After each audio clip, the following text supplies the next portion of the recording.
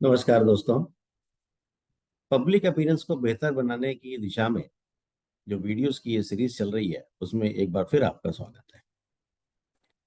दोस्तों, जब भी आप पब्लिक पब्लिक अपीयरेंस में जाते हैं किसी भी काम से, जब आप सेंटर ऑफ अट्रैक्शन बनना चाहते हैं, जब आप लोगों की निगाह में आना चाहते हैं, तो आपको बहुत सारे उपाय करने पड़ते हैं।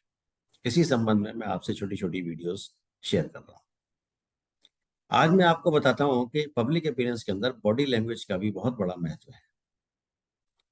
आप जब स्टेज पर चल फिर के अपनी बात कह रहे होते हैं तो आपकी चाल भी कुछ बयां करती है। इसलिए आप बहुत ही कॉन्फिडेंटली छोटे कदमों से चलें। अपने हाथों का प्रयोग बिल्कुल संतुलित तरह से करें। किसी तरह की अटैकिंग की मुद्रा ना लाएं। अपने हेड की पोजीशन को भी आप ध्यान से यूज करें। आपकी बॉडी लैंग्वेज आपके अंदर चल रहे विचारों को बयां कर देती है बिना शब्दों के।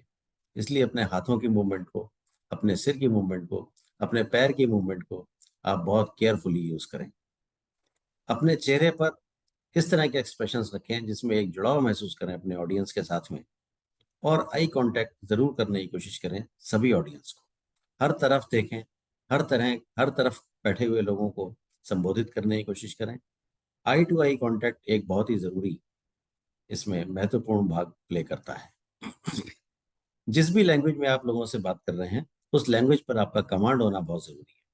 अगर आप हिंदी बोल रहे हैं, अच्छी हिंदी बोलिए। अगर आप इंग्लिश बोल रहे हैं, बहुत ही अच्छी इंग्लिश बोलिए। और अगर आप म्यूजिक प्ले कर रहे हैं कहीं पर, तो आपका म्यूजिक बहुत ही अच्छा, सूदिंग और कर्णप्रिय यानी कि कानों को अच्छा लगने वाला होना चाहिए। आपकी भाषा में एक वार्मथ होनी चाहिए, गर्माहट होनी चाहिए रिश्तों की। एक आभार होना चाहिए, ग्रेटिट्यूड होना चाहिए कि आप लोगों के प्रति आभारी हैं कि वो आपको सुन रहे हैं। आपके पोस्चर उनकी तरफ बहुत ही अच्छे होने चाहिए। आप किसी भी तरह से उनको इस तरह के पोस्चर ना दिखाएं जिसमें किसी को कहीं पर ऑफेंसिव फील हो या ये लगे कि ये पोस्चर इनका गलत था, ये इससे हमको क्या बताना चाह रहे थे। इमोशनली आप उनके प्रति जुड़ाव महसूस कीजिए और उन्हें महसूस कराइए कि आप इमोशनली इमोशनली उनके साथ जुड़े हुए हैं और उनकी इमोशंस को समझ रहे हैं।